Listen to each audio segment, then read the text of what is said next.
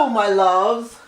We're back with Married to Medicine Reunion Part 2. And you know what? You ain't even married to medicine, my love. So let's get back to where we were with Mariah accusing Quad of sleeping with her brother-in-law and Quad accusing Mariah of snorting cocaine. This has just been taken to a whole new level that I'm like worried. I'm like, do you think they'll ever get back to being friends again? I mean, it's just so much accusations being thrown here and there, and we really don't know what is going on. And then you see Quad saying Mariah has been paying people on the blog to spread stuff. And apparently it's been alleged that some of the stars or some of the reality TV stars actually pay bloggers to say stuff or put stuff in their blog. Maybe, whoever really knows, you know. Anyways, and then we now hear Dr. Aiden in the background, and he's like very upset with what Quad has said, has alleged, you know, that with Mariah snorting cocaine. And it's really getting to a peak at this point.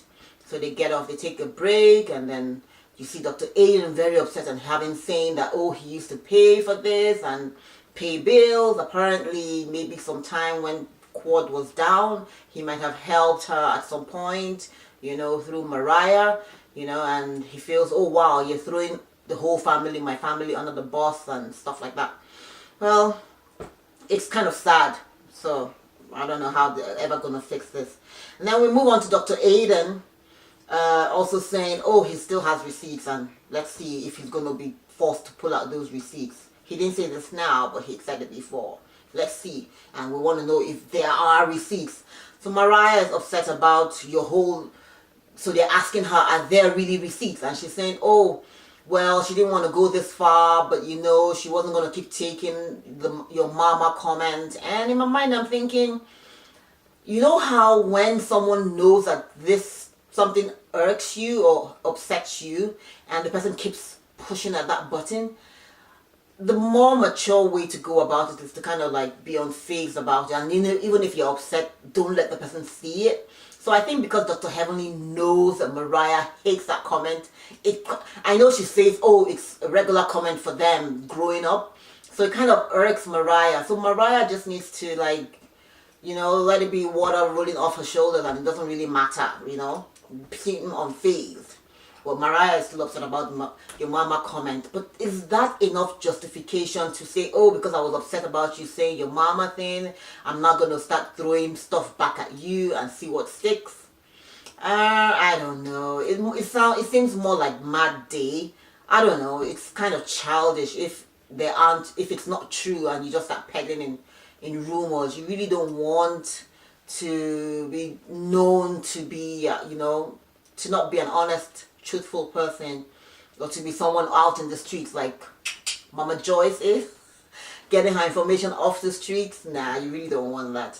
And then the men are watching, okay, of course, and you have Dr. Damien saying, well, he doesn't know what she's talking about. Not him.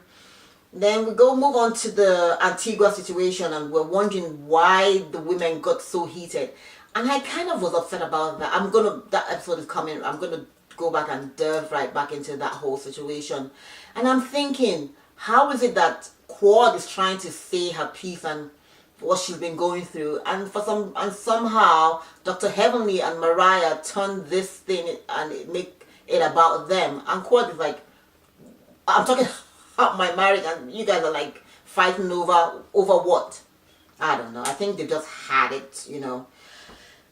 So they're done with trying to be friends. That is Dr. Heavenly and Mariah. And at this point, I think they should be, you know, especially when they're asking Mariah, what did you intend to do with the glass when you broke the glass? Were you going to, you know, fight physically? What was the intention? And then with Dr. Heavenly throwing the chair, and now the two men are getting involved. Ugh, it's too much.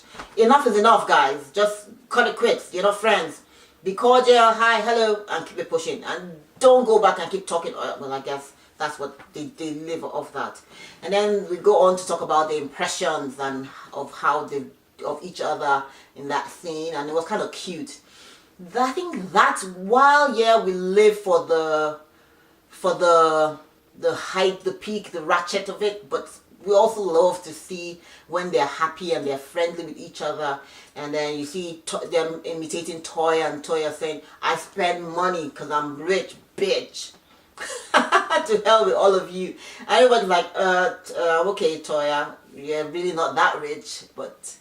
And Toya said, that's not me. But anyway, I think that's, and then they're asking, who do you guys think is the shadiest of the lot? I would say Mariah, but I like the fact that Mariah is direct. So if she's direct, she has some shady comments, but you know that obviously she's throwing them at you. Whereas with Dr. Jackie, she does it in a subtle way that sometimes you'd be like, oh, that was at me, you know?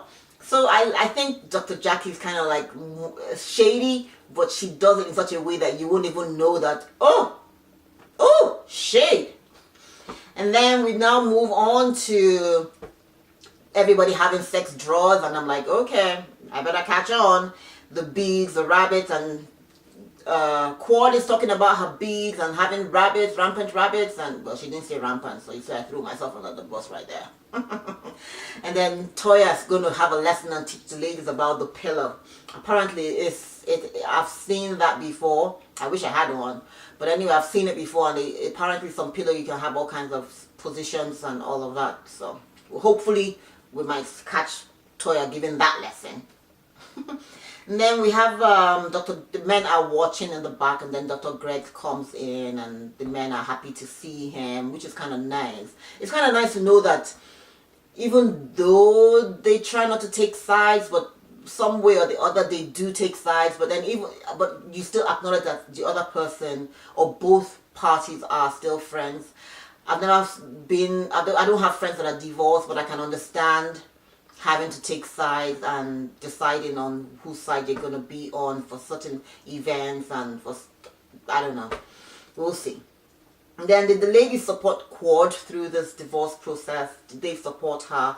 And Dr. Jackie, the way they supported Dr. Jackie and Dr. Simone when they were also going through their hard time in their marriage. And I'm thinking, Quad doesn't feel supported, and I can totally see that, but ladies are also feeling that, hey, we've asked you and we're trying to figure it out, and they throw back to when they found out the information from the lady that apparently said she was in the room with Dr. Greg. And Quad is saying, oh, I lived through all of this. And I think Quad felt she was being attacked to give out information, and she probably wasn't ready at that point, or she didn't feel that they were genuinely coming and asking her what was going on. It was more like, oh, good for you. That's how she felt. But the other ladies were saying, no, that's not really how. We just really wanted to know, and you haven't been open with us. And Dr. Simone was trying to explain to Quad that, hey, I've tried, but if you're not open and ready to share with me, I'm not going to break down the door to reach you. I thought about this, and I was saying to myself, the way it seemed to me, looking from the outside in, don't forget these women have had long years of history of friendships on and off. I think Quad wasn't really ready, or she felt they didn't really have her back, so she really didn't want to open up in that large setting. Maybe a one-on-one discussion might have actually helped, but I think if they said they've tried to reach her and she really didn't want to talk, and she was kind of evasive. And well, I don't know, these friendships, it just keeps you wondering, are they really friends, or is it just for the camera? I'm doing this for the camera. So yeah, so you have Toya and Quad hugging it, they hug it out, and then they're good. That's previously when they were trying to get information. And Toya feels the same way too. She's like, hey, what the hell is going on? Why am I reading off the blog what's going on in your life? Shouldn't I know firsthand? I guess everybody deals with stuff, with difficult situations differently. Some people are happy to open up and talk about it and share and listen. And I don't think Quad was at the place where she really was ready to talk about it or listen or even share with other people. So I think they just needed to give her time, you know. And then you have Dr. Jackie saying, quite frankly, I really didn't want to support that way because I didn't think the parties involved were willing to do the work too.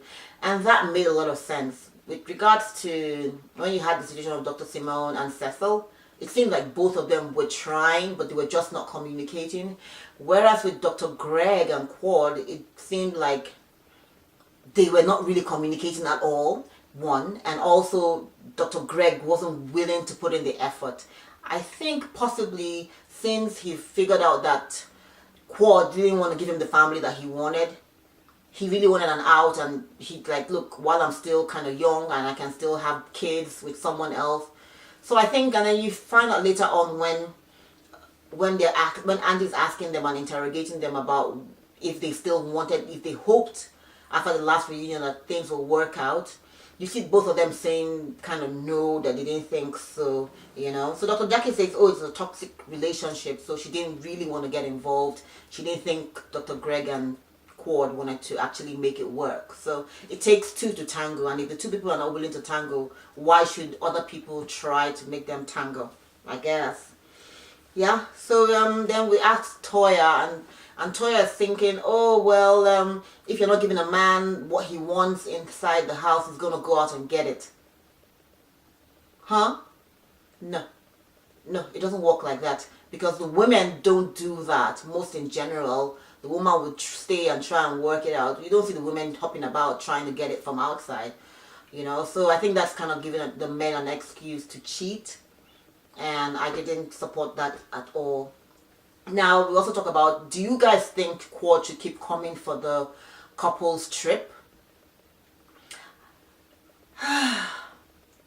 I get it, but why is Toya so like, oh, no, I don't want you around my man? And I'm like, nobody wants your man, girl. Excuse me. I think they should leave it up to Quad, being that she's their friend. If she is really their friend, it shouldn't be a problem.